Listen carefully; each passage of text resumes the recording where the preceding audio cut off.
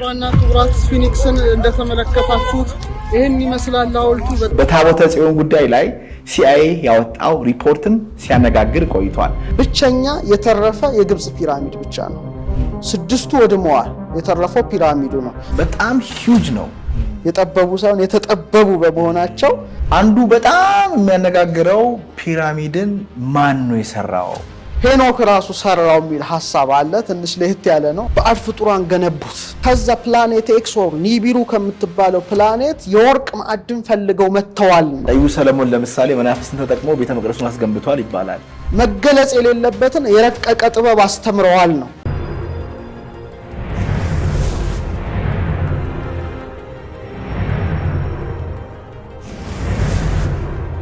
ሰላም እንደምን አላችሁ? ዛሬ በተለየ መንገድ በመጋቢ ሐዲስ ዶክተር ሮዳስ ታደሰ ዩቲዩብ ቻናል ተገናኝቻለሁ። ዓለማችን ላይ ሁለት ነገሮች ጥንታዊ ጥበቦች እያነጋገሩ ይገኛሉ። በተለይ ከሰባቱ የዓለማችን ድንቃድንቆቹ አንዱ የጊዛ ፒራሚድ ነው። ከሱ በታች ሳይንቲስቶች የሆነ ግኝት ተገኝቷል ብለው በኢንተርናሽናል ሚዲያዎች ላይ በጣም ሲያራግቡ ነበረ። ሁለተኛው ደግሞ ከሀገራችን ጋር የሚገናኝ የታቦተ ጽዮን ጉዳይ ነው። በታቦተ ጽዮን ጉዳይ ላይ ሲአይኤ ያወጣው ሪፖርትን ሲያነጋግር ቆይቷል። ዓለማችን ወደ ጥንታዊ ጥበቦች ፊቷን እያዞረች ትገኛለች። አብሮኝ መጋቢ ሐዲስ ዶክተር ሮዳስ ታደሰ አለ። በእነዚህ ዙሪያዎች ላይ እንወያያለን። አብራችሁን ቆዩ። አዲስ ሰዎች ካላችሁ ሰብስክራይብ ማድረጋችሁ እንዳትረሱ። እንኳን ደህና መጣ ነው የሚባለው። እንኳን ደህና መጣ። አንተ እንኳን ደህና መጣ ወደ ስቱዲዮ። እነዚህ ሁለቱን ጉዳዮች እኔም እየተመለከትኳቸው ነበረ። በጣም እያነጋገሩ ነው። አንተ ደግሞ ፒራሚዶቹን ሄደ ጎብኝተሃል። ስትሄድ ስንት ፒራሚዶችን ነበር ያያቸው? ምን አይነት ስሜት ነበረ? ምንድነው የተገነዘብከው? ከዛ ብንጀምር እስቲ። መልካም። እንግዲህ የተለያዩ ሀገራት ሄጃለሁ። ከ16 በላይ ሀገራት። እያንዳንዱ ሀገር የራሱ የሆነ ታሪክ አለው፣ እሴት አለው፣ ባህል አለው፣ ተፈጥሯዊ ነገሮች አሉትና ተፈጥሯዊንም ሰው ሰራሹንም የማየት እድል አለኝ። በዚሁ አጋጣሚ ከጎበኘኋቸው ጉብኝቶች በጣም የምደሰትበት የጊዛ ፒራሚድ ጉዞዬ ነውና ሁለቴ ነው የሄድኩት። በጣም ደስ የሚል ጉዞ ነበረ። መጀመሪያ ሲሄድ ብዙ ነገሮች ስለ ጊዛ አንብቤ ስለነበረ ታሪክ መዛግብት እና በጣም ለማየት ጓጓ ነበረ። ስታየው እና በቴሌቪዥን ስታየው አንድ አይደለም። ግዝፈቱ ያስደንቅሃል። ያለው በጣም ብቻ ለአይን በጣም ማራኪ ነው። በሁለተኛውም ዙር ደግሞ ሄጄ እንደገና የተረፈውን የጥናት ክፍል ደግሞ እንደገና ወደ ማሟላቱ ሄጃለሁና በተለይ ግብጽ በመጀመሪያው ቆይታዬ ወደ 1 ወር አካባቢ ስለቆየው ብዙ ነገር የማየት እድል ነበረኝ። ካየኋቸው ደግሞ በጣም የተደሰትኩት የኢጂፕት ፒራሚድ ነውና እንግዲህ ስለ ፒራሚዱ ሰፋ ያለ ነገር ማንሳት እንችላለን። ስንት ፒራሚዶች ያሉት? በተለይ የትልቁ ብዙዎቻችን በቴሌቪዥን የምናየው የጊዛ ፒራሚድ ነው። ካይሮ ላይ ነው ያለው። ደግሞ የሚገርመው ዋና ከተማው በአባይ ወንዝ በተለይ በምዕራቡ ዳርቻ ይዞ ነው የተሰራውና 3 ዋና ፒራሚዶች አሉ። በጣም ዝነኛ የሆኑ ፒራሚዶች ናቸው። በጣም ጥንታዊ የሆኑ ፒራሚዶች ናቸው። በተለይ ግን 3ቱ በዋናነት ይጠቀሳሉ። የመጀመሪያው የጊዛ ፒራሚድ የሚባለው ነው፣ ወይም የኩፉ ፒራሚድ የሚል ስያሜ ተሰጥቶታል። እንግዲህ በጊዛ ውስጥ ካሉት ፒራሚዶች መካከል በጣም ትልቁ ነው የጊዛ ፒራሚድ ወይም የኩፉ ፒራሚድ ነው። ሁለተኛው የካፍሬ ፒራሚድ ነው። ካፍሬ እንግዲህ የፈርዖን ኩፉ ልጅ ነው። በሱ እንደተሰራ ነው የሚነገረው። በኋላ በማን ተሰራ እንዴት ተሰራ የሚለውን ብናየው እና ትንሽ ከታላቁ ፒራሚድ ወይም ከኩፉ ፒራሚድ አነስ ያለ ነው። ነገር ግን ከፍታ ቦታ ላይ የተገነባ ስለሆነ ከፍ ብሎ ይታያል። የመንካሬ ፒራሚድ ነው። ይሄ ደግሞ የኩፉ የልጅ የሰራው ፒራሚድ ነው። ትንሹ ነው። ኦልሞስት ወደ 65 ሜትር ወደ በጫማ ካየን 213 ጫማ የሚያህል ነው እና እነዚህ 3ቱ ፒራሚዶች ናቸው እንግዲህ የጊዛ ፒራሚድ በመባል የሚታወቁት። ነገር ግን እንዳጠቃላይ እዛ ቦታ ሄደ ስትመለከት ብዙ ነገር እንታያለ። አንደኛ ስፊኒክስ እንታያለ። ብዙ አጠራር አለው። ትልቁ የአንበሳ ፊት የሚመስለው የድመት ፊት የሚመስለው ስፊኒክስ አለ። ሌላው ፈርዖኖች የተቀበሩበት ቦታ አለ። ሶስተኛ ረጃጅም የሆኑ መተላለፊያ ኮሪደሮች አሉ፣ መንገዶች አሉ። ይሄ በጣም ወሳኝ ነገር ነው። አራተኛ ደግሞ ንግስታቱ ሰሯቸው የሚባሉ አነስ ያሉ ፒራሚዶች ይገኛሉ። ሌላ የሰራተኛ መንደሮች፣ ያኔ ፒራሚዱን ያንጹ የነበሩ ሰራተኛ መንደሮች፣ የመቃብር ቦታዎች የሚባሉ አሉ። ስለዚህ አሁን ፒራሚድን ስናነሳ እስካሁን ቅድም ከጠቀስካቸው 7 አስደናቂ ነገሮች አሁን ካሉ ሳይሆን ከጥንት ዘመን ማለት ነው ብቸኛ የተረፈ የግብጽ ፒራሚድ ብቻ ነው፣ በብቸኝነት ደረጃ ማለት ነው። ለምሳሌ 7 አስደናቂ ድንቅ ነገሮች አሉ፣ አስደናቂ ቅርሶች። 6ቱ ወድመዋል፣ የተረፈው ፒራሚዱ ነው። አንደኛው ያው አሁንም ድረስ የቆመው የጊዛ ፒራሚድ ነው። ሁለተኛው የባቢሎን የአትክልት ስፍራዎች በጣም በጥንት ዘመን ካሉ ድንቆች አንደኛው ነበረ፣ ኢራቅ ነው፣ ጠፍቷል፣ ኦልሬዲ በአፈታሪክነት ቀርቷል። ሶስተኛ ዓለም የመዘገበው የኦሎምፒያ ላይ የግሪክ የዚዮስ ሐውልት ነው፣ እሱም ተደምስሷል፣ ፈርሷል። አራተኛ ኤፌሶን ላይ የሚገኘው የአርጤምስ እንደ ቴምፕል ነገር ነበረ መመለኪያ ስፍራዋ፣ እሱም ተርኪ ላይ ነው፣ ፍርስራሽ ወጥቷል። አምስተኛው የማውሱሎስ መቃብር ነው፣ ተርኪ ላይ ነው፣ እሱም ፍርስራሽ ሆኗል። ሌላው ሂሊዮስ በመባል የሚታወቀው የፀሐይ አማልክት ብሎች ግሪኮች የሚያመልኩት ነበረ፣ እርሱም በመሬት መንቀጥቀጥ ወድሟል። ሰባተኛው የአሌክሳንድሪያ ላይ ሰገነት መብራት ታወሩ ላይ ሆነው መርከበኞችን ምኖችን እንትን ይሉበት የነበረው የብርሃን ቦታ ግብጽ ነው፣ እሱም ተደምስሷል።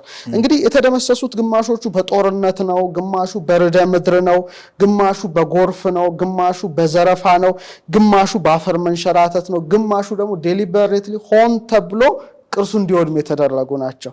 ስለዚህ ይህን ሁሉ ተቋቁሞ እንግዲህ ለብዙ ሺህ ዘመናት የዘለቀው ግብጽ ያለው ፒራሚድ ነውና በጣም ወሳኝ ጉዳይ ነው የምናነሳው።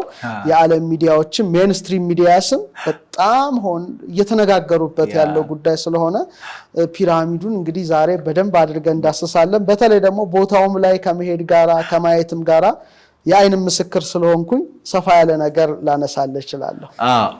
ምንድነው አሁን በጣም ሂውጅ ነው ሲወራም፣ እንዴት በዛ ዘመን በሌለ ቴክኖሎጂ እንዴት ሰሩት? አንተም ስታወራ በጣም ትልቅ ነው ብላል። ስፋቱ ርዝመቱ ምንድነው? ውስጡስ ደግሞ ምን ጉዳዮች አሉት? እንግዲህ ወደ እዚህ ቦታ ስትሄድ በቃ ከሩቅ ነው የጊዛ ፒራሚዶች የምታያቸውና በጣም ስትጠጋው ደግሞ በጣም ግዙፍ ነው እና በዛ ዘመን እንዴት ተሰራ የሚለው ነገር በጣም አይምሮ ገና ከሩቅ ሲያየው ነው ጥያቄ መጠየቅ የሚጀምረው። እንግዲህ ትልቁ የጊዛ ፒራሚድ ቅድም የጠቀስኩት ወደ 146.6 ሜትር ወይም 481 ጫማ ነበረ በመጀመሪያ። በጣም ትልቅ ነው። አሁን ግን ትንሽ አነስ ብሎ ወደ 138.5 ሜትር ወይም 454.4 ጫማ ሆኗል። ለምን? በአፈር መሸርሸር፣ እንደገና ደግሞ ፒራሚዱ ላይ ነጭ ልባስ ነበር፣ ያ ስለተነሳ በዚህ ደረጃ ሆኗል። ግን አሁንም ቢሆን 138.5 ሜትር ማለት በጣም ትልቅ ነው። ኢቭን የመሰረቱ ርዝመት እንደውም በአንድ ጎን ብታየው ወደ 230.3 ሜትር ወይም 756 ጫማ ነው። በጣም ትልቅ ግዙፍ ነው። በጣም በዚህ ስትደነቅ ደግሞ የግንባታ ቁሳቁሱን ስትመለከት በግምት ኦልሞስት ስታየው 2.3 ሚሊዮን የኖራ ድንጋይ ጡብ አስበው ታውቃለህ? 2.3 ሚሊዮን በጣም እና ደግሞ ግራናይት ጡቦች አሉ። ይሄ ብቻ ሳይሆን ኖራው ብቻ ሳይሆን የግራናይት ጡቦች አሉ። ቢያንስ ከ2.5 እስከ 15 ቶን አልፎም ተርፎ እስከ 80 ቶን የሚመዝኑ ናቸው። ይሄ ማለት እጅግ የሚገርም ነው። በዚህ ስትደነቅ ደግሞ ወደ ውስጥ ስትገባ መጀመሪያ በር ላለው ስትገባ በጣም ውስብስብ ነገር ነው የምታየው። ያ ደግሞ በጣም እስካሁን እንቆቅልሽ የሆኑ ነገሮችን ነው የምትመለከተው። አንደኛ የኪንግ ቻምበር የሚባለው የንጉስ እልፍኝ በሚለው በተረጉመው ጥሩ ነው። የንጉስ እልፍኝ አለ። የፈርዖን ኩፉ መቃብር ነው ይላሉ። ነገር ግን መሚው የለም እዛ ውስጥ። ስለዚህ አይደለም ኩፉ አልሰራውም ለሚሉት ያው መነሻ ሆኗቸዋል። ሁለተኛው የንግስቲቱ ቻምበር ነው፣ የንግስቲቱ እልፍኝ ነው። ምናልባት እዚህ ላይ የንግስት ክፍል ተብሎ ቢሰጠውም ግን ምሳሌያዊና መንፈሳዊ ሳይሆን አይቀርም ነው የሚባለው። ሶስተኛው ከዛ በኋላ ወደ ንጉሱ እልፍኝ የሚወስድ ረጅም አቀበታዊ መተላለፊያ አለ። ይሄ በጣም ወሳኝ ጉዳይ ነው። እንደ ግራንድ የሆነ ትልቅ ነገር ነው፣ ኮሪደር ነው፣ ወደ ንጉሱ እልፍኝ የምታልፍበት ነው። ሌላው እንደ አየር መውጫ ወይም መተላለፊያ የሚመስሉ ነገሮች አሉ ነው። በኋላ ላይ እናነሳቸዋለን። አሁን አንዳንዶቹ እንዳየር መተላለፊያ ቢያዋቸውም ሌሎቹ ግን አይደለም፣ አላማቸው ከኃይል ጋር የተያያዙ የተሳሰሩ ናቸው ወደሚለው ሐሳብ ሄደዋል። ሌላው ግን እስካሁን ድረስ ለሳይንቲስቶች እንቆቅልሽ የሆኑ ነገሮች አዳዲስ መሳሪያ በተሰሩ ቁጥር መታየታቸው ነው።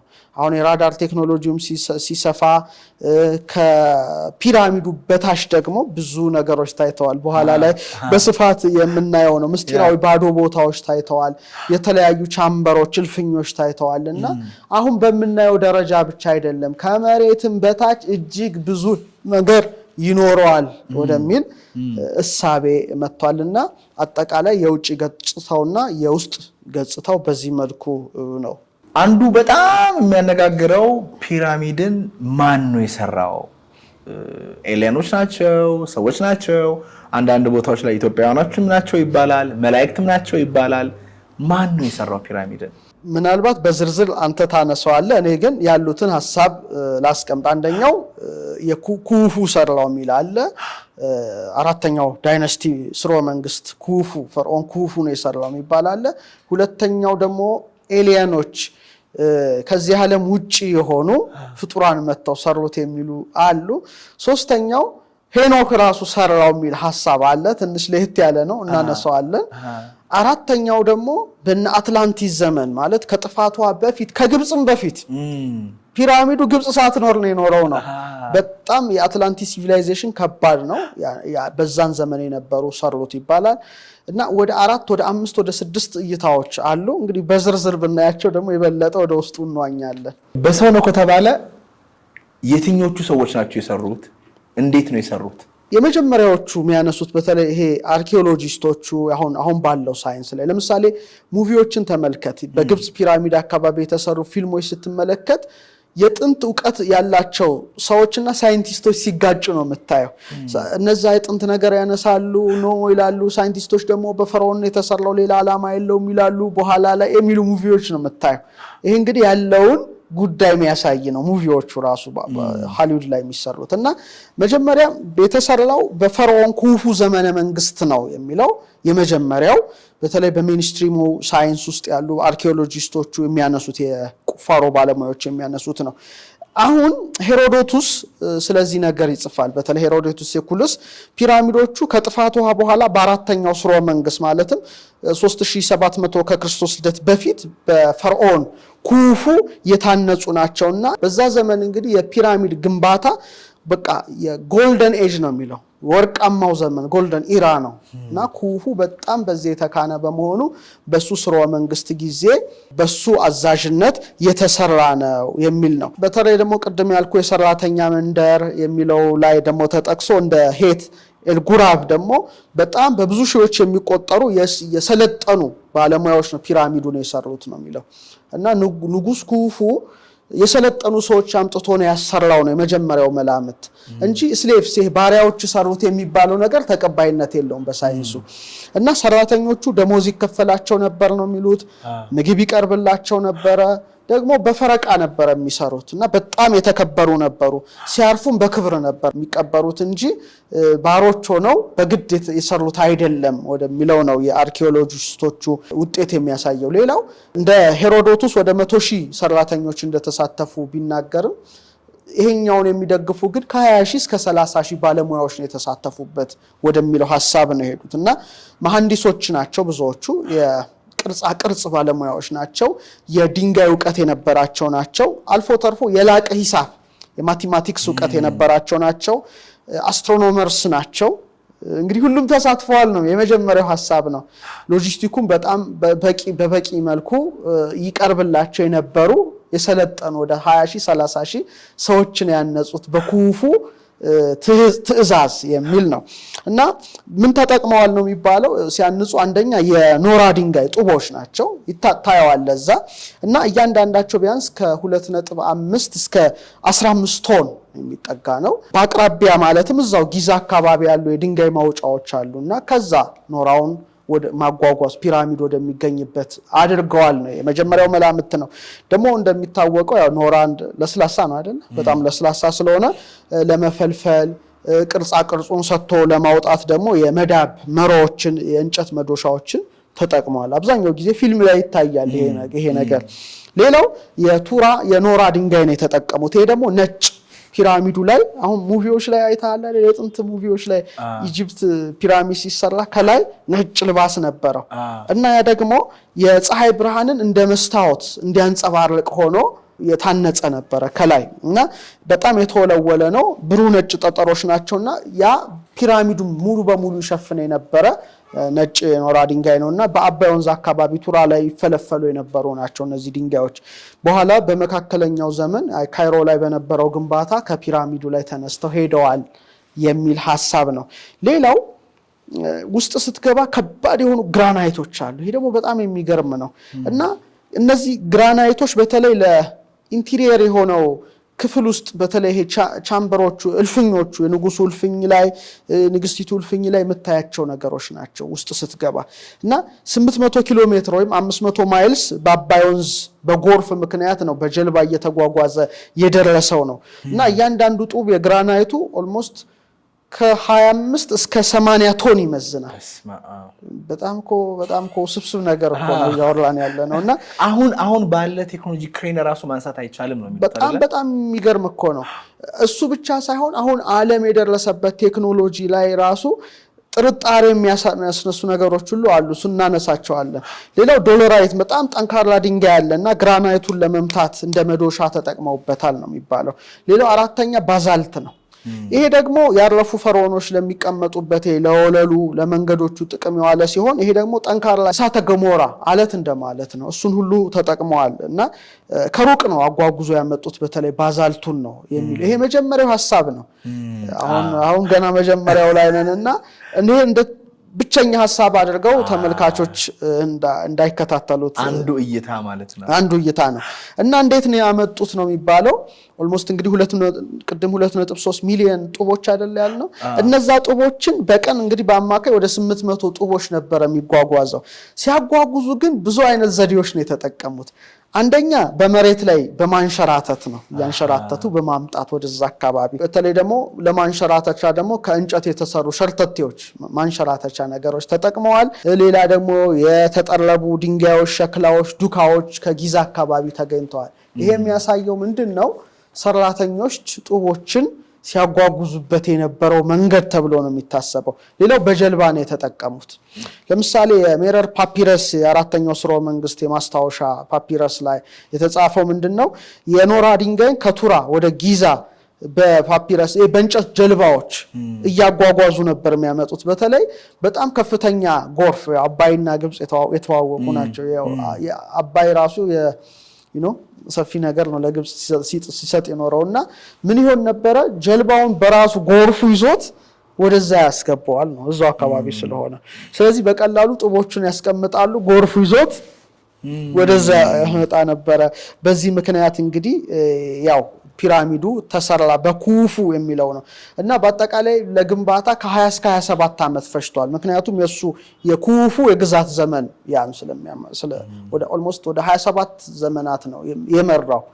አሁን ኩፉ ራሱ ማን ነው ወደሚባል ሲመጣ ደግሞ በተለይ ድሩሱላ ዱንጂ በጣም አጥንታለች ፒራሚዱን።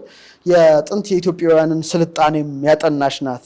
አንድ ወንደርፉል ኢትዮጵያንስ የሚል አንድ ጥሩ መጽሐፍ አላት እና ምን ትላለች? ኩፉ ኢትዮጵያዊ ጭምር አድርጋ ነው ጥናቱ ላይ ደግሞ ያቀረበችው። እንደውም ምን ብላለች? ቃል በቃል መጽሐፏ ላይ ማንበብ ይቻላል። አራተኛው ስርወ መንግስት ከ3700 ከክርስቶስ ልደት በፊት የነበረ ሲሆን በከርሰ ምድር ቁፋሮ የፈርዖን ኩፉ አስከሬን ማግኘት ተችሏል ካለች በኋላ ገጽታውን ፍጹም ኢትዮጵያዊ ነበር ነው የምትለው እሷ። እንግዲህ እንደዛ አድርጋ ነው ቃል በቃል ያሳፈረችው። መጽሐፏን ማንበብ ይቻላል። ሌላው ፔትሪ ተመራማሪው ፔትሪ ሲጽፍ ስለ ኩፉ ሲናገር ምን ይላል? ስለዚህ ሰውን ሁሉ ሊገርም የሚችለው ፈርዖን ይላል በሰብዕናው ውስጥ ያለው ጥንካሬው ነበር ካለ በኋላ የመልክ ገጽታው ግብፃዊም አይመስልም፣ ግሪካዊም አይመስልም፣ ሮማዊም አይመስልም ይላል። ያወጣዋል ማለት ነው። ሜርስ ደግሞ ስለዚህ ጉዳይ የጻፈውን ስናነብ ምን ይላል? የጥንት የጠዋት ሐውልቶች ነው የሚለው። በጣም ቀዳማውያን ሐውልቶች እና ፒራሚዶች የጥንታዊ ግብጽ ጥበባቸው ጫፍ ላይ መድረሱን የሚያሳይ ነው ካለ በኋላ የበርካቶቹ ቀዳሚ ፈርዖኖች ምስል ስንፈትሽ ፍጹም ኢትዮጵያውያን ሆነው እናገኛቸዋለን ይላል። የነዚህ የጥንት ነገስታት መልካም ሳያ ዛሬ ኢትዮጵያ በምትባል ሀገር እንደ ልብ ይገኛል ብሎ ነው የጻፈው። ይሄ እንግዲህ በጣም ወደኛም የተጠጋ ጉዳይ እንዳለ ነው። በዚሁ አጋጣሚ ግን ለምሳሌ በአስትሮኖሚ ሙያ በስነፈለኩ ምርምር እንደ ሉሲያን ያሉት ተመራማሪዎች ምን ይላሉ? the Ethiopians were the first to invent the science of stars and gave name to the planets የስነ ከዋክብትን ሳይንስ የጀመሩና ለፕላኔቶች ስያሜ የሰጡ ኢትዮጵያውያን ሲሆኑ ያን ጥበብ ወደ ግብጽ ነው ያሻገሩት ነው የሚለውና ግብጻውያን ራሱ በአግባቡ አልተረዷቸውም እና ጥንት የነበሩት የኢትዮጵያ ካህናት በስነፈለኩ በአየር ንብረት ዕውቀት በማዕድን አወጣጥ ዕውቀት በጣም የተካኑና የተራቀቁ የተጠበቡ ሳይሆን የተጠበቡ በመሆናቸው ይህን ዕውቀት ለግብጻውያን ሲያሰለጥኑ የኖሩ ናቸው የሚል እነዚህ አሁን የተጠቀስኳቸው የታሪክ ጸሐፍት ጽፈዋልና የመጀመሪያው ሐሳብ ፈርዖን ኩፉ ሰራው ነው። ሁለተኛው ሐሳብ ግን ትንሽ ከበድ ያለ ነው። እንሻገር። በጣም ደስ የሚል ነገር ነው እየተወያየን ያለ ነው። ክብራትና ክብራን አንድ ወዳጄ እንደዚሁ እሷም ጎብኝታ ነበር እዛ ሄዳ እና የተሳሉ ስዕሎች አሉ። ስታያቸው አንዱ ምንድነው ይሄ ድርና እንትን የሚያደርጉትን ምስል አይታለች እና የብዙዎቹ ደግሞ አፍንጫቸው ተነስቷል አንዳንድ እንትሮቹ ማለት ነው እና ተቆራርጧል። ሆን ተብሎ ነው የተደረገው ኢትዮጵያዊ ስለሚመስሉ ነው እና እኔ እዛ ጋር ያለውን ነገር ሳይ እናቶቼን ነው ያየሁት እና በእርግጠኝነት ብላ ገነትን ታውቃታለህ እንደዛ ብላ እየነገረችኝ ነበር። እዚህ ላይ የምትለው ነገር ካለ ጥሩ ከሌለ ግሮ ልትተኛለህ። በተለይ እዚህ ሐውልቱ ላይ ያሉትን ነገሮች ስትመለከታቸው ይገርምሃል። እንደዚህ አይነት እኛ እንደምንጠቀመው አይነት ስትሪንግ አውታር የክራር አይነት የምንጫወተው ይሄ እንደ ፍሉትን ነገር በቃ እነዚህ ሁሉ በተለይ በአለባበስ ደረጃ በፀጉር አበጣጠር ደረጃ አልፎ ተርፎ ደግሞ ይሄ ጀልባ በተለይ ጣና አካባቢ ስትሄዳሉ አይደለ ትንሽ እንደ ጀልባ መሰል በሰንት የሚሰሩ እንደነሱ አይነት ታያለ እና በጣም ብዙ ነገሮች ነው የምትመለከተው እና በጣም ሰፊ ጥናት ይፈልጋል ያ ጉዳይ።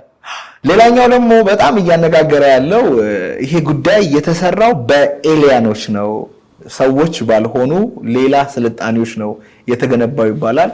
ያስ እይታ ምንድነው? እስቲ እሱን ደግሞ እንወያይ። ባዕድ ፍጡራን ገነቡት የሚለው ሐሳብ እስካሁን ባለው በሜንስትሪም ሳይንስ የተረጋገጠ አይደለም። ነገር ግን ባይረጋገጥም በብዙ ሚሊዮኖች የሚስማሙበትም ሐሳብ ነው። ስለዚህ እንደ አጥኚ ሁሉንም የሆነ ጽንፍ አትረግጥም፣ ልበሰፊ የሆነ ሁሉንም ማየት ይገባሃል። በጣም ችግር የሚፈጠረው ነገር ብቻ ላይ ራስን ስትሸክል ነውና ይሄ ሐሳብ በተለይ እነ ኤሪን ቮንደኒከን የሚባላን ብዙ ጊዜ ዩቲዩብ ላይ ይታያል። በተለይ ብዙ መጻሕፍት ወደ 50 መጻሕፍት ጽፏልና ቻሪየትስ ኦፍ ዘ ጋድስ የሚል አለው። አንድ የአማልክት ሰረገላዎች የሚል አንድ መጽሐፍ አሳትሟልና በተለይ በ1968 ያ መጽሐፍ በጣም ከፍተኛ ተጽዕኖ ነው የፈጠረው። በተለይ ይሄን ጉዳይ ለሚያጠኑ ለሚመረምሩ ይልቁኑ ደግሞ በኤሊየን ጉዳይ ላይ ሰፊ ነገር ለሚተነትኑ ከፍተኛ ተጽዕኖ ፈጥሯል መጽሐፉ። በመሰረታዊ ነገሩ ለምንድነው ፒራሚዱን ባዕድ ፍጡራን ገነቧቸው የሚለው ሐሳብ የመጣው ሲባል አንደኛው የምህንድስናው እንቆቅልሽ ነው። አስበው እስቲ 2.3 ሚሊዮን የኖራ ድንጋዮች ከግራናይት የተሰሩ ጡቦች አንዳንዶቹ የግራናይት ጡቦች እስከ 80 ቶን ከመዘኑ እንዴት ሰዎች ይሄንን ነገር ሊሰሩት ይችላሉ? በዛ ዘመን ባለው ቴክኖሎጂ 2.3 ሚሊዮን በጣም ብዙ ነው። ስለዚህ ይሄ ነገር በፍጹም በሰው ልጅ ሊሰራ አይችልም ያሉ አሉ። ሌላው ደግሞ አቅጣጫዎቹን ስትመለከት ምስራቅ፣ ምዕራብ፣ ሰሜን፣ ደቡብን በደንብ አካቶ በኋላ እናየዋለን። አሁን ባለው ቴክኖሎጂ እንኳን ያስቸግራል። ትክክለኛ ልኬት ላይ ነው እንትን ያለው ትንሽ ኦልሞስት በ5 አርክ ሚኒት ነው እንጂ ሰሜናዊ ጎኑም ኦልሞስት 360 ዲግሪ በለው ሁሉም ፐርፌክት ነው። ታዲያ እንዴት ሊሆን ይችላል? አሁን ባለው ሞደርን ቴክኖሎጂ እንደው ተሰራ ቢባል ኦኬ ሊያስኬድ ይችላል። ያኔ በዛ ደረጃ እንዴት ሆነ? ስለዚህ አሁን ካሉት የቅየሳ መሳሪያዎች በጣም አሁን ከሚሰሩት ከብዙ ህንፃዎች አላይመንት የተሻለ ነው ያ። ስለዚህ ኤክስትራቴሬስትሪያልስ ከዚህ ዓለም ውጪ የሆኑት ባዕድ ፍጡራን ሰሩት የሚል ሁለተኛው ሐሳብ ነው። ሌላው ጥንታዊ ጽሑፎችን አስረጃ አድርገው ያቀርባሉ። ለምሳሌ መጽሐፈ ሄኖክ የሚገርመው ለዚህ ሁሉ ጥናት የሚቀርብ ነው እና በጣም ይገርመኛል። በጣም ትልቅና የከበረ መጽሐፍ ነው። በተለይ በሱ መጽሐፍ ላይ የተለያዩ ሐሳቦች ቢኖሩም ከሰማይ የወረዱ እንዳሉ ይጽፋል። መላእክት ናቸው የሚሉ አሉ፣ ደቂቀ ሴት ናቸው የሚሉ አሉ፣ ስጋ እንዲለብሱ የተደረጉ መላእክት ናቸው የሚሉ አሉ። እዛ ውስጥ አንገባም፣ ምክንያቱም ብቻውን የኔፍሊም ጉዳይ ስለሚነሳ።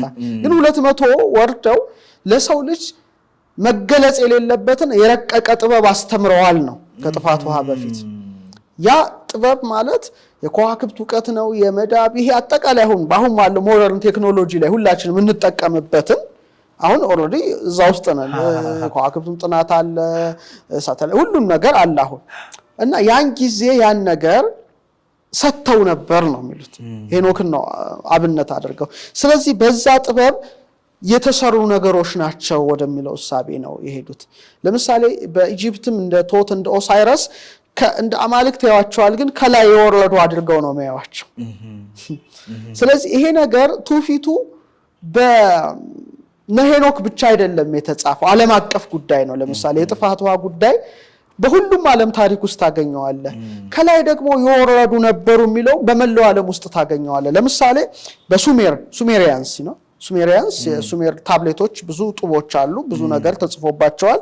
ህንድ ለምሳሌ በህንድም ታገኘዋለህ ይህን ታሪክ። ለምሳሌ ቻሪየትስ ኦፍ ፋየር የእሳት የሆኑ ሰረገላዎች፣ መንኮራኩሮች፣ ቪማናስ ምናምን የሚባሉ አሁን ድረስ ይታያሉ። በጽሁፎቻቸው በታሪክ ሰነዶቻቸው ላይ ተጽፈዋል። ስለ እሳት ሰረገላ ይጽፋሉ። ከሰማይ ስለወረዱ የተለያዩ ፍጡራን በታሪክ ደረጃ ጽፈዋል። ስለዚህ ይሄ ነገር ዓለም አቀፍ እውነት ነው እና የግብፅን ፒራሚድ ከዛ የወጣ አይደለም። በባዕድ ፍጡራን በእኛ በኢትዮጵያ ሊቃውንት ካለ ፍጥረት ነው የሚለው በነዛ የተገነቡ ናቸው ወደሚል ዓለም አቀፍ እሳቤ ራሱ አንዱ ትልቁ ኦልሞስት ቢሊየንስ ሊስማማበት ይችላል። በዚህ ጉዳይ አሁን 8 ቢሊየን ደርሰናል ማለት ነው። ከኢትዮጵያ ጸሐፍት በሕይወተ ሥጋ ከሌሉ ስለነዚህ ጉዳይ ጻፉ 2 ጸሐፍትን ማንሳት ፈልጋለሁ። ሁለቱም የሚስማሙት ይሄንን ነው፣ ኤሊያኖች ሰሩት የሚል ነው። አንደኛው አባ ተስፋ ስላሴ ሞገስ። አባ ተስፋ ስላሴ ሞገስ ያው በሕይወተ ሥጋ የሉ፣ በተወሰኑ ቪዲዮዎቻቸው ዩቲዩብ ላይ ይገኛሉ። በሕይወተ ሥጋ ሳሉም የተወሰነ ቀን ራሳቸው ጠርተው አውርተን ነበረና በዚህም ጉዳይ አንድ አውርተን እንደነበር አስታውሳለሁ። እሳቸው ምንድነው የሚሉት ከማርስ የመጡ ናቸው ነው የሚሉት። በእሳቸው እይታ ነውና ጽፈውታል መጽሐፋቸውም ላይና ቅዱስ ማርቆስ ኢትዮጵያዊ ነው የሚለው መጽሐፍ ላይ ሮሃኒያ የሚባሉ መናፍስት ናቸው ነው የሰሩት ነው የሚሉት። እሳቸው እንደውም በጎ መላእክት የሰሯቸው ፒራሚዶች አሉ፣ ክፉዎችም የሰሯቸው እንደ ኃይል መወጣጫ አድርገው ነው ያዩዋቸው ማለት ነውና እሳቸው በዚህ ዙሪያ ይስማማሉ። በሌላው ፍጡራን ከዚህ ዓለም ውጪ ከስጋና ከደም ካለነው ውጪ የተሰሩ አድርገው ነው የሚያዩት። ሌላው ከታተሙት አሁን በቅርብ ከወጡት መጽሐፍ ደግሞ መጽሐፍ ቡሩክ ዣንሸዋ ቀዳማዊና ሰረገላ ታቦር ኢዮር የሚል መጽሐፍ የጻፉ መሪራ ሳማን በላይ እሳቸውም ይህን ነገር በስፋት ጽፈውታል እና ሐሳባቸው ከአባ ተስፋ ስላሴ ጋር የሚስማማ ነው። እንደውም እሳቸው ምንድነው የሚሉት አባ ተስፋ ከማርስ ነው የሚሉት፣ እኚኛው ደግሞ ሜምሮስ ከሚባል ዓለም መጡ ነው የሚሏቸው በስፋት የሚያስቀምጧቸው እና ሮሃኒያ በስም ግን ሁለቱም ምሁራን ተስማምተዋል። እና እነዚህ ሮሃኒያ የተባሉት መናፍስት በሰው ልጆች ላይ ይቀኑ የነበሩ ከመላእክት ወገን የነበሩ ናቸው። በተለይ ለአዳም የተሰጠውን ክብር በማየት እንዲህ በማድረግና ደግሞ በእግዚአብሔር አርአያና አምሳል የተፈጠረ በመሆኑ እና ከሰው እንዳነሱ የሚሰማቸው ነበሩ ነው። ይሄ እኔ ሐሳብ እነሱን ነው ማቀርበው እንደ አጥኝ ማቅረብ ተገቢ ስለሆነና እግዚአብሔር የሚናሳባቸውን አውቆ በምድራውያን ወይም በሰው ልጆች ላይ እንዲዋሃዱ እንዲገቡ እንደፈቀደላቸው እነሱ ደግሞ ሲመጡ በሰረገላቸው እንደመጡ ነው የጻፉት። ይሄ ትዝ ይልህ እንደሆነ ዘካርያስ ይችን የሚባለው ከጻፈው ጋራ በጣም ይስማማል ነው። ዘካርያስ ይችን እንደዚህ አይነት ነገር ነው የጻፈው። ኒብሩ ከምትባል ፕላኔት ኤክስ ለምሳሌ ስፔስ ኤክስ ይባል የለ ፕላኔት ኤክስ የምትባል ኒቢሩ የምትባል ፕላኔት አለች። ስለሷ አንድ ቀን ብቻዋን እናነሳለን። እኔ ሳሎን የባህር ማዶ ጸሐፍት ደግሞ ኒቢሩ የምትባለውን ቃል ኢቭን ከግዕዝ አውጥተውታል። ይሄ እኔ ጥናት አይደለም። በጣም የሚገርመኝ አንድ ስሙን ዘነጋሁት ሪሰርቸሩ ኢትዮጵያዊ አይደለም እና ሲያቀርብ ነበረ ማለት በግዕዝ ተቀመጠ ማለት ነው። ወይም እገሌ እዛ ቦታ ነበረ ትላለህ አይደለ? የሆነ ነበረ እዛ ቦታ የነበረ ኦር ነበሩ ካልክ ደግሞ ብዙዎች ናቸው የተቀመጡ በግዕዝ ሲረባ አነ ነበርኩ እኔ ተቀመጥኩኝ ትላለ ንህነ ካል እኛ ነበርነ ተቀመጥ አንተ ካልክ ደግሞ አንተ ነበርከ ተቀመጥክ ሴት ከሆነች አንቲ ነበርኪ አንቺ ተቀመጥሽ ውእቱ ከሆነ ውእቱ ነበረ ተቀመጠ ውእቶሙ ከሆኑ ደግሞ ብዙ ናቸው ወንዶች ናቸው ነበሩ ተቀመጡ እና የተቀመጡ እነዚህ የነቀመጡበት የነበረው ፕላኔት ነው የሚለው በጣም ይሄ ግዕዝን ቋንቋ ወደዛ ድረስ ይሰቅለዋል ይሄ ሪሰርቸር እና ከዛ ፕላኔት ኤክስ ኦር ኒቢሩ ከምትባለው ፕላኔት የወርቅ ማዕድን ፈልገው መተዋል ነው የዘካርያስ ይችል ወርቅ ጎልድ ብዙ ነገር ስላለው እዛ ውስጥ አንገባም እና በሰረገላ ወደዚህ ምድር ወረዱ ነው የሚሉት እዚሁ መጽሐፋቸው ላይ በተለይ ገጽ 233 ገጽ 212 ያው ተመልካቾች ቢያነቡት ጥሩ ነው እና ሲመጡ ሰዎች ደግሞ ምድር ላይ ያሉ ሰዎች እንደ አማልክት አይተዋቸዋል ነው አምልከዋቸዋል አምላክ ሳይሆኑ ግን እንደ አማልክት ተመልከዋል ስለዚህ አሁን እነዚህ ጎደስ የሚባሉት እጂ እንትን ላይ ግሪክስ ላይ ምናምን ላይ እንትን ያሉት ሁሉ እነዚህ ነበሩ ነው ሰዎች እንደ አማልክት ስላዩዋቸው ስለዚህ ምንድነው ያሉት ኔፍሊሞችን ከሰው ልጆች ጋር አጫጭርና ረዣዥም ፍጡራን የተገኙት ነው የሚሉት እሳቸው በመጽሐፋቸው ላይ እንደ ራእይት ያሉት በጣም ረዣዥም ናቸው እንደ ጂኒ ደግሞ የመሳሰሉት አጭራጭር ሁለት አይነት ነገር ነው ከነሱ ጄኔቲክ እንትን እንግዲህ ስብጥር የወጡት ነው እና ምንድነው የሚሉት እሳቸው ለስማቸው መታሰቢያ ይሆን ዘንድ ነው የሚሉት ከተራራ ከኮረብታ ታላላቅ ድንጋዮች ይወስዱ ነበር ነው የሚሉት አቅምም ስላላቸውና መንደር የመነደሩ ማለትም መኖሪያ መንደር ሰፈር እየሰሩ በተለይ በጊዮን ወንዝ ዳርቻ ነው የሚሉት አባይ ጊዮን ናይል አባይ በጊዮን ወንዝ ዳርቻ ባለ 3 የማዕዘን ምስጢር ህንጻ አነጹ ነው የሚሉት እሳቸው ቃል በቃል ምስጢራዊ ህንጻ ነው የሚሉት ዓለማቸውም ውስጥ እንደዚህ አይነት ተመሳሳይ ሆኑ ፒራሚዶች አሉ ነው ሜምሮስ ላይ ስለዚህ ያንን ነው ኮፒ ያደረጉ የሰሩት ነው የሚሉት ዝም ብሎ የሰሩት አይደለም ዝም ብሎ የተሰራ ሳይሆን ምክንያቱም ስራው ኢጂፕት ላይ ብቻ አይደለም ፔሩ አለ ወደ ብዙ አገር ቻይና ብዙ ዓለም ነው ያለውና እነዚህ ፍጥራን ያንን አርገው ነው የሰሩት ነው እይታቸው የሰፈሩበት ሀገር ደግሞ ሮኒያ የሚል ስያሜ ሰጥተዋታል እና ምንድነው የሚሰሩት ነው የሚሉት ቀለመ እብን የሚባል ድንጋይ አለ ባለ 4 ማዕዘን ሳጥን ውስጥ የላመ አሸዋ ድቡሽ ሲጨምሩና አብኩተው ሲተውት እንደ ልሙጥ ድንጋይ ስለሚሆንላቸው በዛ ምክንያት አውር ሰሩ ማለት ፒራሚድ ሰሩ ብለው ጽፈዋል ደግሞ ኔፍሊም የሆኑ ዘሮች ደግሞ እሳቸው የሚሉት ጊያኒያን ሮሃ የተባለውን ድንጋይ እንደ መዶሻ እንደ አለት አድርገው የሰው ገጽ ያለው ሐውልቶቹ እንደ ስፊኒክስ አይነቶቹን ሰርተዋል ወደሚለው እሳቤ ነው የሄዱትና ደግሞ አለቱን ሲጠርቡት ጥራቢውን አፈር ጠርገው ሩቅ ቦታ ስለደፉ ጥራጊው ጭምር አልተገኘው ነው የሚሉት ለምሳሌ የሆነ ለምሳሌ አሁን ይፈለፈላል የሆነ ቦታ አይደል አፈሩ የታለ ብለ ስታጣው ሩቅ ቦታ ሄዶ ተደፍቷል ነው ይሄም የሆነው ደግሞ በእነዚህ ኤክስትራቴሬስትሪያልስ ወይም ኤሊያኖች ከዚህ ዓለም ውጭ የሆኑት ባዕድ ፍጡራን ስለሰሩት ነውና ፈርዖኖች ግን በድናቸውን በዛ ድንጋይ ውስጥ በድንጋይ ሳጥን ያስቀምጡ ስለነበረ የኋላ ሰዎች ፒራሚዶቹን የሰሩት ፈርዖኖች ይመስሏቸዋል ግን አይደሉም ብለው ነው ኢትዮጵያዊ ሁለቱም ኢትዮጵያውያን ናቸው በህይወተ ስጋ አይደሉም ወደዛኛው ዓለም ሄደዋል እና ይሄንን ያስቀመጡት ይሄ በጣም ቀላል ነገር እኮ አይደለም እንደ ዘካርያስ ሲችን አይነት እሳቤ ነውና ፒራሚዶች በኤሊያኖች ታንጸዋል ወደሚል እሳቤ ሄደዋል ሌላው ይሄ ነገር እውነት ነው የሚለውን ጉዳይ ለማጥናት ደግሞ ሄሊኮፕተር የሚመስል ቅርጽ አለ ሂሮግሊፊክ አለ ለተመልካቾች ስክሪኑ ላይ ልናሳየው እንችላለንና በተለይ ሴቲ አንድ መቅደስና አቢዶስ ላይ ስትመለከት በጣም ሄሊኮፕተር ነው በቃ ትክክለኛ ሄሊኮፕተር ቅርጽ ነው ሻትል ነገር ነው የነሱ ሄሊኮፕተር ቅርጽ ተቀርጾ ተገኝቷል ስለዚህ ሄሊኮፕተር ብቻ አይደለም ባህር ሰርጓዥ መርከብ የዩኤፍኦ ዲስክ የሚመስሉ ነገሮች ተቀርጸዋል ቅድም የጠቀስካቸው ቦታዎች ላይ እና ይሄ ዝም ብሎ ሊሆን አይችልም እና እነዛ የበረራ ጥንት ግብፃውያን ዘመናዊ በረራ ማሽኖች አይተው ስለነበረ ምናልባትም ከመሬት ውጪ ያሉ አካላት በዛን ዘመን እንደመጡ ማሳያ ነው ብለው ነው አንድ የሚያቀርቡት ይሄንን ጉዳይ። ይሄንን አሁን ስለ ሄሊኮፕተር ብናነሳ ስለ ባህር ሰርጓጅ ብናነሳ ሞደርን ቴክ ነው ምንለው፣ ግን ያንንም ተቀርጿል ነው።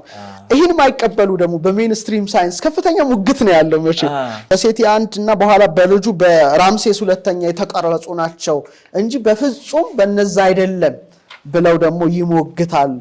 እንግዲህ ሁለት ጽንፍ ነው ያለው ማለት ነው። ሌላው ሁለተኛው የቱሊ ፓፒረስ ነው። ቱሊ ፓፒረስ ነው በቱትሞስ 3ኛ ግዛት ዘመን ነው ከክርስቶስ ልደት በፊት በብዙ ሺዎች በፊት ነውና ስለ እሳታማ ዲስኮች ይገልጻል። እና እነዛ እሳታማ ዲስኮች ወደ ላይ ይወጣሉ ወደ ታች ይወርዳሉ ብሎ ነው የፓፒረስ ላይ የተገኘው ጽሑፍ። ስለዚህ በፍጹም ይሄ ነገር የዩኤፍኦ ያልታወቁ በራሪ አካላት በሚለው ማለት ነው ፍላይንግ ኦብጀክትስ አሁን ተብሏል ስለነበሩ ነው የተጻፈው ነው የሚሉት። ሜንስትሪሙ ላይ ደግሞ በፍጹም ይሄ ትክክል አይደለም። ምክንያቱም ፓፒረሱ ኦሪጂናሉ እስካሁን አልተገኘም። ቫቲካን የነበረ ሚዚየም የቫቲካን ትልቅ ሴክሬት የሆነ እንትን አለ።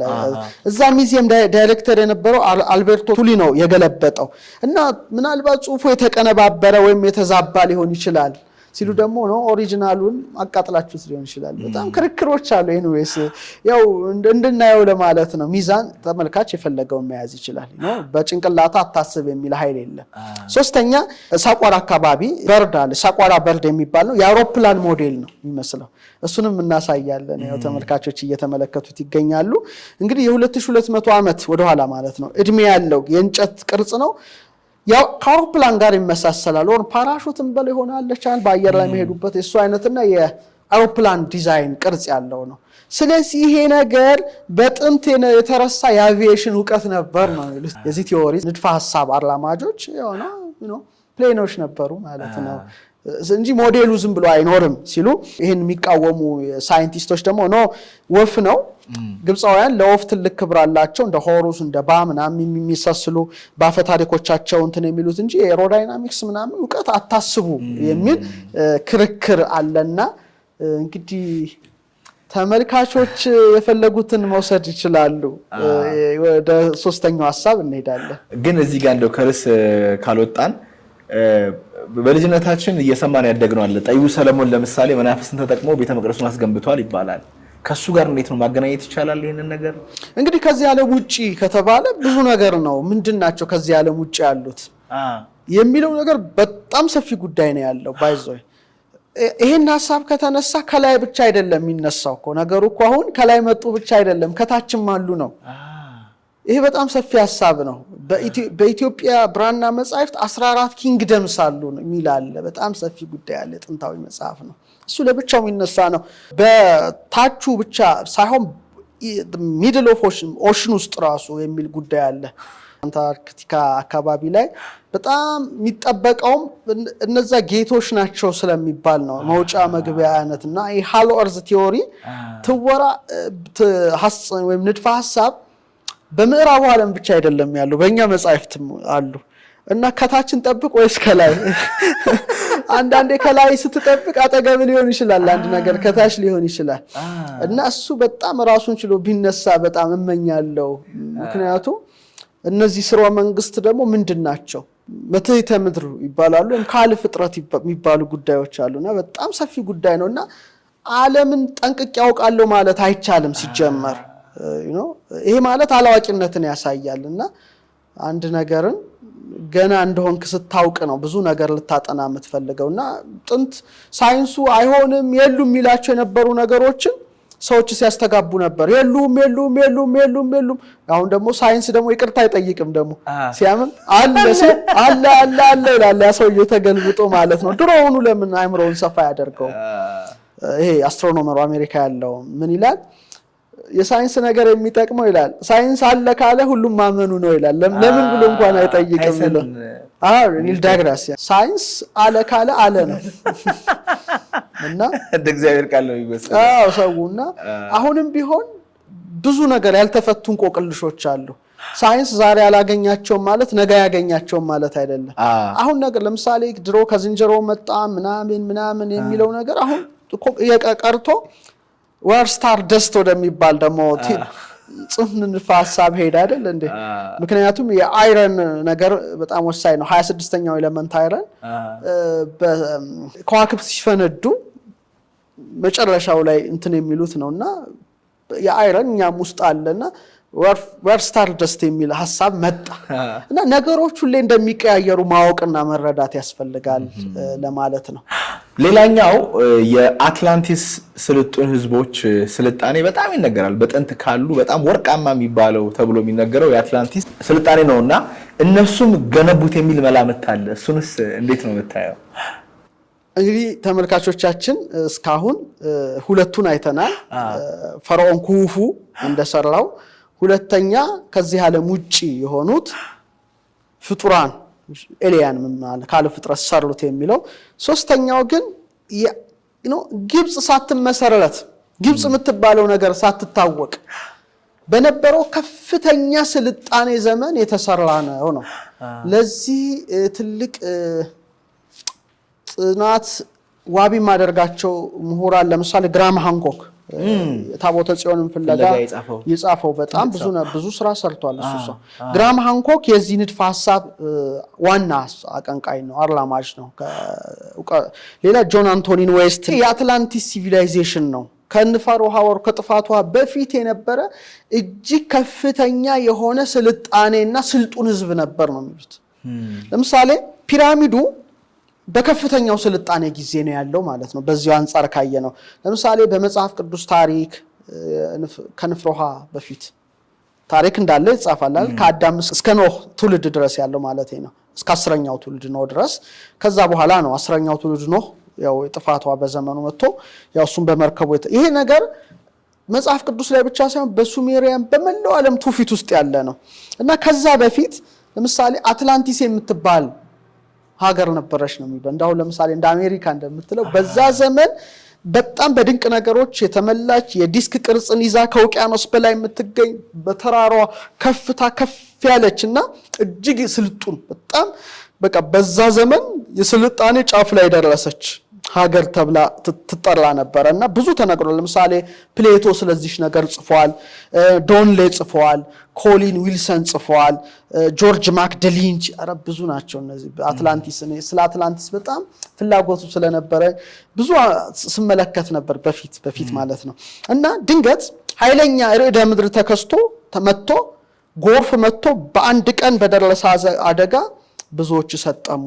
በቃ ስለዚህ ከውቅያኖስ በታች ሆነች እቺ አትላንቲስ ጠፋች ነው። ከዛ በኋላ የጭቃ ክምር ግግር ስለሆነ መንገዱም ጠፋ ተሰወረች ወደሚለው ደረጃ መጥተዋል። ፕሌቶ የጠቀሳት አትላንቲስ ሬኔሳንስ ጸሐፍት ምንድናት? ሰላማዊቷ ዩቶፒያ ይሏታል። ይሄን ታሪክ እዛ ላይ ነው የመጣው። አትላንቲስ ነው ዩቶፒያ ይሏታል። ስለዚህ አትላንቲስ ራሱ ምንድነው ከኛ ጋር የሚያገናኘው ነገር አለ። ጦቢያ ከምንለው ሐሳብ ጋር መልካም ከምንለው ሐሳብ ጋር ራሱን ችሎ ይነሳል።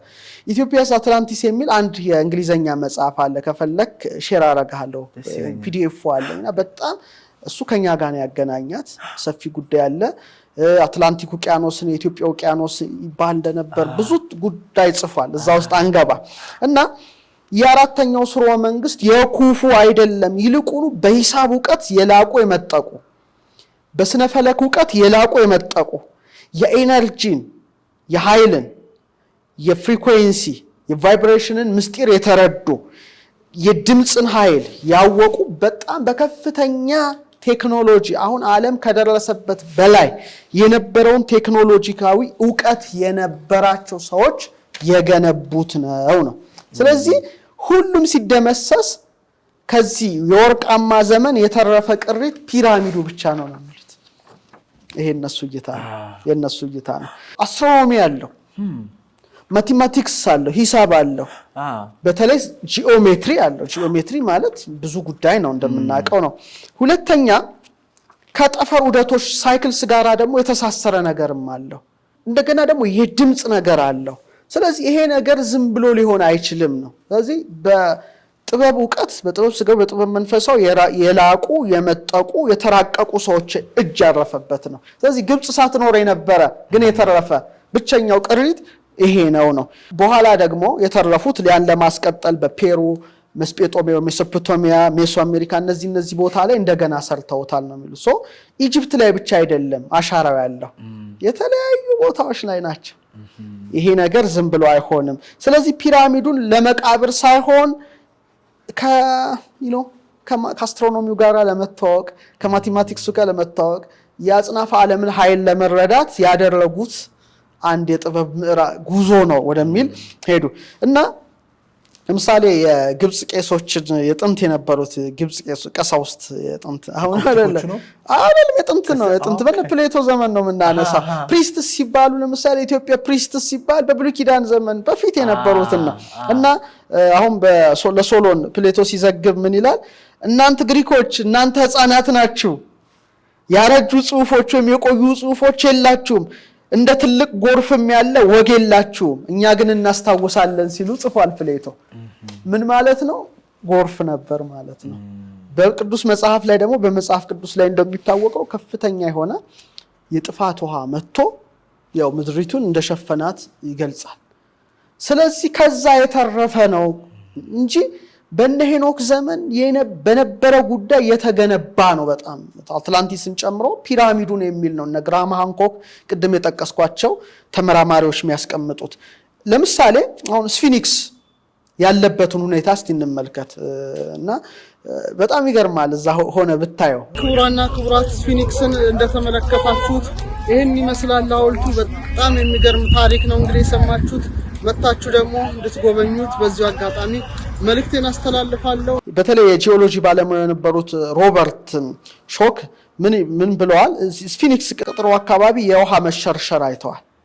ይህ የውሃ መሸርሸር ማለት ከስርወ መንግስተ ግብጽ የበለጠ ነው። መሸርሸሩ ሲታይ ምንድነው ማለት ነው? ከጎርፍ የተረፈ ነው አፕሊኬሽኑ። ስለዚህ በንድፍ በስነ ፈለክ ጥናት በምልክት ተመሳሳይ ናቸው እነዚህ እዛ ያሉት ፒራሚዶች አብዛኛዎቹ። ስለዚህ የሆነ አካል ሰርቷቸዋል ማለት ነው። የአካል ደግሞ ምንድነው ሲባል ስልጡን ህዝቦች ወደሚባል እና ምክንያቱም ፓይ አለ እዛ ውስጥ በኋላ እናነሳዋለን ሲሉ ፓይ ጎልደን ሬሾ ጎልደን ሚን ያውን አሉ ጎልደን ፕሮፖርሽን እዚህ ምንላቸው 1.6 አለ። የፋይ ደግሞ 3.14 ሬሾ አለ። ምንድነው ይሄ ነገር? ይሄ ዝም ብሎ ሊሆን አይችልም እና ደግሞ ለብዙ ሺህ ዓመት ቆየ። የአየር ሁኔታን ይቋቋማል። አስበው እስቲ የመሬት መንቀጥቀጥም ተቋቁሞ እስካሁን ይሄ ዘልቋል። እንዴት ነው ይሄ ነገር? አሁን እንኳን የምንሰራቸው ፎቆች እየተሰነጣጠቁ ነው የሆኑ ነገር የምታያቸው። ይሄ ግን ዘልቋል። ምንድነው ይሄ ነገር ሲባል የሆነ ነገር እኛ ማናቀው ነገር አለ የሚል ሐሳብ ሄደ። ቮን ደኒኬን እኔ ይገርመኛል። እሱ ደግሞ ሄኖክም ነበረበት በጊዛ ፒራሚድ ግንባታ ብሎ ጽፏል። እሱ ነው ያለው ነው ያላልኩም። አሁን ምክንያቱም ቶሎ ሆዱ የሚረበሽ ሰው ስላለ ማየት ነው። 50 መጻሕፍት ጽፏል። ብዙዎቹ መጻሕፍቱን አንብቤያለሁ። ይገርመኛል። በተለይ ይሄን ሰው ናሳ አስጠርቶት ነበረ። በተለይ የሕዝቅኤልን ነው ኮቦር የምትባል ወንዝ ተቀምጦ ተመስጦ መጥቶበት የኪሩቤልን ሰረገላ ያል ዊል ናቸው፣ ጎማ ነው፣ ይሽከረከራሉ፣ የእሳት ሰረገላ ነው፣ ቻሪየትስ ናቸውና በዛ ዙሪያ ትልቅ ሪሰርች ሰርቶ በናሳ ጭምር ተጠርቶ ያን ሞዴል ከኢንጂነሮች ጋር ያንን ልክ ሕዝቅኤል ላይ ያለው አለ አይደለ እንዲ ቁጥር ይጽፋል። ያንን ገጣጥሞ ሰርቶ ሞዴሉን ያሳየ ነውና ወደ 50 መጻሕፍት ጽፏልና ምንድነው የሚለው ሄኖክ በጣም የላቀ ዕውቀት ነበረው ነው። ምክንያቱም ከመላእክት ጋር ተገናኝቷል። ፈለካትን፣ አየራትን፣ ሙፃ ነፋሳትን፣ የኬክሮስን፣ የኬንትሮስን፣ የዓለምን፣ የመላእክቱን ዓለም፣ የረቂቁን ዓለም ሁሉ አይቷል ነው።